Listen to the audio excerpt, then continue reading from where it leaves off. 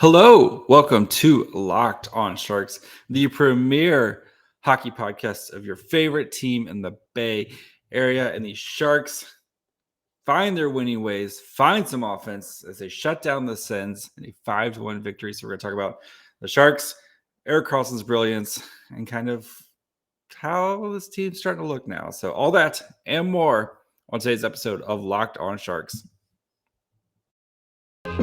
You're Locked On Sharks, your daily podcast on the San Jose Sharks. Part of the Locked On Podcast Network, your team every day.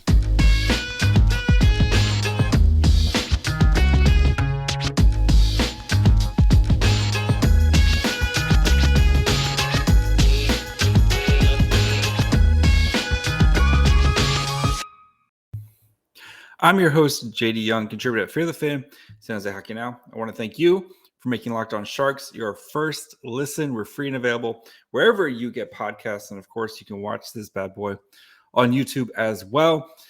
And the Sharks take advantage of a second period where that was one of the best periods we have seen from the Sharks in a very, very, very long time. And I have talked many of Erik Karlsson's brilliance, and we saw it again tonight. But the Sharks, they started this game really sluggish, and you wondered how they were going to respond from the Rangers game, where David Quinn basically called them soft, said he was terrible performance, et cetera, et cetera. And the first period, it looked more of the same from the Sharks, right? They had 3 shots on goal, and just we're kind of lucky to be in that game. Ottawa completely dominated the first period if it wasn't for Noah Gregor. Noah Gregor going burr. Congrats to Noah Gregor. Felt very much like, oh no, Noah Gregor not again, after hitting the post, and then like 20 seconds later has a really nice goal where he kind of just outweights the goalie and is able to score there. But pathetic, terrible effort from the Sharks in the first period, just kind of getting pinned to their own zone, not being able to kind of do anything offensively. And then they flipped the switch in the second period. And that, again, just how dominant the Sharks were in that second period, it's outstanding. All situations, going to give, all situations. So the Sharks did have a power play that they scored on in the second period. They started at like 8 seconds of shorthand time, but shot attempts, Corsi Ford. This is the second period only. 38-15. Shots for 21-8. The Sharks had 72% of the shot attempts in the second period. Scoring chances for 26 scoring chances. Put the perspective, the Sens the entire game, all situations had 33, and the Sharks had 26 in the second period, compared to the Sens 8 in that period. High danger chances 9-3. Expected goals for all situations 2.47. So they expected to have 2.5 goals. They scored 3. So Erik Karlsson leading the way, though. This is the Erik Karlsson Power Hour part of the podcast. So he had apparently Erik Karlsson, he's supposed to have 30 points. They took one away. Curse you, NHL. He's at 29 right now. Still, bum. What a bum. Get him out of here, Erik Karlsson. Trade him. No, Erik Karlsson, amazing. The Sharks, 21 shots on goal. Carlson had 6 of them in the second period. Was just absolutely dominating fools in the offensive zone in the second period. Took Tim Struchel's soul at one point. I don't know if he ever returned it or not, but just doing whatever he wanted, setting guys up, amazing passes. He should have apparently, I guess, Cunnin touched the puck. So on the Hertl power play goal, I guess Cunnin touched the puck. Cowards for taking that away from him. He deserved it. But I guess it was a double tip there. But just absolutely what we have seen come to expect from Carlson this season. And when he decides I'm going to be the best player on the ice, he's the best player on the ice, and there's nothing anybody can do about it. So, and we continue to see that again tonight. So, but everybody in that second period kind of really, help generate offense. Again, when you put up 21 shots and you have 38 shot attempts in a period, that's a complete team effort. So, and they did a good job of they chased who was it? Was it Forsberg who started the game, or Talbot started the game and then Forsberg came in. Didn't seem very sustainable having 3 goals on the first 7 shots, but the Sharks, so they won that game in the second period, and they really they showed a good job of kind of closing out, and they turtled in the third period. But you can do that when you have a 3-goal lead and the other team just isn't generating offense. So sluggish first, but I mean we've seen the Sharks where we haven't seen that full 60-minute performance, but we've seen spots of 20 to 40 minutes where they can show that they can play with a lot of teams. I'm not going to say every team, but they can play, and that second period, you can put that up there, put the highlights or put the tape up with any period the Sharks have put up this season. Sorry. And I feel like that 20 minutes is something you can build off. So I don't expect you to continue to shoot 38 shot attempts a period, but if you can keep doing that, you're probably going to start winning more and more games. So before we continue, we're going to kind of dive into the nitty gritty, of course, of the actual game, look at how each line performed, and talk about Kaapo Kahkonen's return to net tonight and why he needs to kind of get more. If you missed my episode yesterday, but Kaapo Kahkonen needs to play more. Before we kind of dig into that, let's take a quick break. Talk to you guys about our friends over at BetOnline. Today's episode is sponsored by BetOnline. They have you covered as the number one source for sports betting information, stats, news, and analysis. You can get all the latest odds and trends for every professional and amateur league out there. From football, you have NFL going on right now. You have basketball, you have NCAA basketball, you have soccer. If you want to bet on World Cup, they've got you covered for that. Esports, everything you need under the sun at betonline.net. And if you love sports podcasts, you can find those at BetOnline as well. They're the fastest and easiest way to get all your betting fixed. So head to their website today or use your mobile device to learn more. BetOnline, where the game starts. All right, so let's kind of dig into some of the nitty-gritty of this game where, again, the Sharks were blown out in the first period. It's kind of lucky that the Sharks weren't trailing by more. So all situations, expected goals, the Sharks' first period had 0.27 expected goals for. They got 1 goal off of Noah Gregor and gave up an expected goal of 1.1. But it felt like the Sens were kind of doing whatever they wanted in that period, and was a little unlucky that they weren't able to kind of mount a bigger lead. Kaapo Kahkonen, made some big saves when he had to. But as for the forward line, so the LeBanc, Hertl, Meier line continues to just be hot fire. 12-18 time on ice, 19 shot attempts for 11 against 63% of the shot attempts. Actual shots and goal were 10-6. Had a goal, gave up a goal. And then their expected goals were 0.49, which was easily the best on the team. And then kind of what we've seen, right? 8 offensive zone starts, 6 neutral zone, 4 defensive zone starts as well. This was a kind of a tough night for the Couture line, which had been playing well, but they definitely did not have the type of night that you would expect. And actually seeing these numbers right now is a little surprising. So I think, though, you have to kind of look at like the first and the third period for this line. As the first period, we know everybody played bad in the first period, and the third period you had a 3-goal lead and we're kind of just trying to run out the clock, right? But 12-12 time on ice, only 3 shot attempts, gave up 17. So 15% of the shot attempts for them. Actual shots on goal was 1-13. So 7% of the actual shots on goal. Didn't give up a goal, of course, didn't have a goal.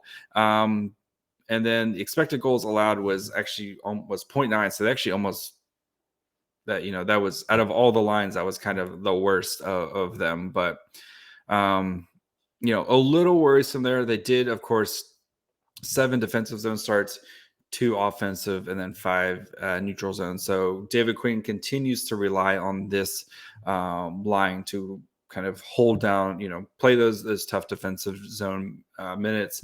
So yeah. Whatever. Matt Nieto, you're probably asking, what about Matt Nieto's goal? Was that a power play goal? Oh my goodness. Where did I guess they don't, this looks like it was in the middle of a line change. So he didn't qualify with the amount of minutes played. So wherever the Matt Nieto goal was. So we did have a bit of a change, especially in the bottom 6 here. Nico Sturm didn't play. They didn't say it was the head shot that he took in the Rangers game, but it probably was the head shot that he took in the Rangers game. He did practice this morning, but I guess I'm assuming maybe he's having some symptoms, and so they held him out. Hopefully they are. We know with hockey players, especially, or sports players, where concussions, they try to rush them back and stuff. Like, please just let Nico Sturm rest. Hopefully he gets better. So you don't want those 2 concussions in a row. That's where you get into bad news bears right there. So Sturm was out. You had a third line of Gregor, Bonino, and Luke Cunnin. So they played 734 time on ice, 6 shot attempts, 8 allowed. Actual shots and goal was 1-4, but they made the 1 count. Noah Gregor again, he hit the post, and then 20 seconds later. So again, post hits do not count as shots on goal. Even though you literally hit the goal, it does not count as a shot on goal. I don't know. Don't ask me. It never made sense to me. But you literally hit the goal. Got a pretty fair distribution of starts with 3 offensive, 2 neutral zone, and 4 defensive zone starts. And then the fourth line was Oscar Lindblom, Steven Lorentz, and Jonah Gadovich. 6-12 time on ice, 5 shot attempts to 6, and then actual shots on goal was 2-3. Expected goals for was 0.29, so generally a little bit of offense, and then got favorable starts with 2 offensive zone starts and 3 neutral zone starts for that line. So again, as we've seen kind of all season long with the Sharks, it's the Tomas, Hertl, Timo, Meier show, and everybody else can kind of just do what you can. But they continue to be awesome. The actual raw shot totals, Timo Meier had 9 shots on goal tonight, leads the NHL now with 104 shots on goal this season, which is absolutely insane. I talked about way before the season started of how he could become an actual 90-point scorer, get those goals up, and then get some more, if your assists kind of stay the same and you kind of increase that goal mark into the kind of 40 range, you got a chance of being 90. Just keep shooting. That's what Timo Meier's doing. And it was good to see Hertl get a goal tonight as well too. He's been kind of getting close, like how we saw with Timo Meier, where you could see the signs are coming before he finally broke through and has kind of gone on the streak that he's gone on for the past 10 plus games now. You can see the same thing with Hertl, right? Where he's kind of he's getting the shots aren't.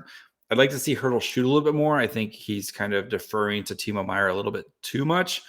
Maybe he just wants to help his buddy get paid, right? Let Timo Meier get paid by force feeding him all the shots so he can score all the goals. But Hertl, though, I think a breakout's coming. I would not be surprised if we got a 2-goal game from Hertl within the next 3 games. So they got the Kraken, who've been playing really well. Then you got the Kings as well, and then they play Vancouver on Sunday. Then they head to the East Coast, I think with Montreal. But I wouldn't be surprised if we get a Tomas Hertl 2-goal game in there. The Canucks game right there, I'm kind of circling just because their defense is poo-poo, bladder, blad. So yeah, that's my pick. 2 goals for Timo Meier or for Tomas Hertl against the Canucks. But yeah, and then the defense, I thought played pretty well tonight as well. Nick Cicek, continues. David Quinn's gonna have a decision to make. Simek should be available for Wednesday. He's gonna have a decision to make between Cicek and Simek. I think Cicek's played pretty well. He got into a fight, if that's your thing tonight. But I think you're gonna have you're gonna have a decision there. I assume he'll probably go back to Simek. I wonder how long Cicek will hang around before they send him back down to the Barracuda. But I think in the way this game, I think in his small sample size of a couple games here, but I think Cicek has kind of played pretty well so far. He's expected goal. Like, he's not going to be an offensive of type of guy. But he's been kind of hanging in there, when it comes to like the Corsi numbers and stuff like that. He was 39% tonight, which, and yes, that sounds bad, but Benny was at 33, Ferraro was at 33 as well. Matt Nieto at 27, Logan Couture at 22%. So again, like, those guys were going to get caved in, but like among the defensemen, like Vlasic was at 60%. Awesome for Vlasic. Carlson and Megna were, above 50% each. I think Cicek kind of he's been doing pretty solid. He's been doing a solid job for the Sharks this, so far. And so we'll see. I wonder if, my guess would be Cicek goes down, Scott Harrington comes back up, because you can just let Scott Harrington sit on the bench. And then if you need to play Scott Harrington or send him back down type of situation, you can do that. And because you want Cicek to keep playing and keep developing. Like, I'd rather him play on the Barracuda. If he's not going to play on the Sharks, go play on the Barracuda and let Scott Harrington play. So we will see, because I know the Barracuda are scheduled to, I think they're traveling here soon. Down south. So I mean, it's not like you can't just send Cicek down south or whatever. So but it'd be interesting to see what they do with that decision with Simek and Cicek, because I think, Simek's played pretty well this season, but again, he's played pretty well, I think, in the spots as well. So Ferraro continues to, like I said, Ferraro continues to do Ferraro things. I think he's playing too much, to be honest. Not too bad tonight. Only 17:52. The Sharks were kind of able to roll their defensemen a little bit more. Cicek only played 12:14. So I assume, that's probably not a good sign for Cicek. I bet Simek comes in for Cicek. So, but again, you were up in the third period, so you'd assume that you'd be able to kind of roll your defenseman a little bit more there. Benny played 21 minutes, Vlasic played 18, Megna played 20, and then Carlson played 25, 22, which, Carlson, he did play a lot in the second. He played like 11 minutes in the second period, so that's why his numbers are probably a little bit inflated, and I think they kind of rested him a little bit more in the third period there. But so yeah, big decision, I think, for Quinn on what to do. I assume they'll probably send Cicek back and you'll probably see Harrington come back up, and then Simek will probably draw back into the lineup. So let's get into some goalie talk. Talk about Kaapo Kahkonen's return. But before we do that, let's talk to you guys about our friends over at SimpliSafe. It's holiday season. It's officially holiday season here. We have Thanksgiving here on Thursday for people who live in the United States. If not, it's almost holiday. I guess it's holiday season for everybody. But holidays, though, property crimes go up, like burglaries, package thefts, big time for all that stuff. So that's why SimpliSafe is here to help with 50% off their award-winning security system. So that way more families can feel safe and secure this holiday season. Order the SimpliSafe system for half off today. Enjoy advanced security and greater peace of mind this holiday season. In emergency, 24/7 professional agents use Fast Protect technology exclusively from SimpliSafe to capture critical evidence and verify the threat is real, so that we can get priority police response. Great thing, though, is they have this awesome app. So if you're out, maybe like Christmas shopping, you're out at a holiday party, doing whatever. You're, out going and looking at the lights. That's my family that we like to drive around, look at the lights, because I guess that's the thing we do. But you can always just pull up the app, check out, see what's going on at home, because they have cameras. You can put cameras inside, you can put cameras outside. They have your house covered with sensors, everything you need. So go check out SimpliSafe right now. Especially right now, you don't want to miss a chance to save big on a security system. Get 50% off any new SimpliSafe security system at simplisafe.com/lockedonNHL. Again, this is the biggest discount of the year, so do not wait. That's simplisafe.com/lockedonNHL. There's no safe like SimpliSafe. All right, Kaapo Kahkonen. I thought he looked good tonight. I wanted to see Kaapo Kahkonen play. Again, I talked about with Reimer. He's on pace. He was on pace to, after the first 20 games, Reimer is on pace to start like 57, 58 games, which would be career highs for him. You got to see what you got with Kaapo Kahkonen, right? You traded for him last offseason. You gave him a new, last trade deadline, you gave him a new contract this year. He's going to be on your team for the next 2 years. You got to kind of start to rebuild that confidence of what's been a pretty sluggish start for him. And I thought he responded well. A little jittery at the beginning, especially, but I mean, that's expected when you haven't played in, I think it was 11 days off for him. But I thought he made some big saves when he needed to make. Looking at his numbers, so he had all situations. Stopped 37 of 38. Expected goals against was 2.8. He gave up 1 goal tonight, so it's good to see. 974 save percentage. But if you listen to yesterday's podcast, I talked about how the high danger save has been kind of his bugaboo this year so far. 8 high danger chances, 8 saves. So there you go. Now, can we build on it? Can we string together 2 good starts? And, I hope we get back to a little bit more of an even starts here. You got Seattle, heading up to Seattle on Wednesday. The Kings on Friday. I assume James Reimer is starting on Friday. He had the new sweet reverse retro mask. I don't remember seeing Kaapo Kahkonen. He might have one, but we'll see there. But you got to see if you can start stringing a couple of these together here. So mid-danger saves, he was 11 of 12 there. So that's where he gave up the 1 goal, the Stützle goal. Tim Stützle. I don't know why I slur his name. And then 17 of 17 of low danger. So the Sharks did a really good job of kind of making his life easy. Yes, that's a lot of low danger saves, but those are the saves that you're expected to make, right? The Sharks did a much better job of kind of creating those high danger chances for themselves. For example, the Sens goalies, they only had 4 high danger. That's weird.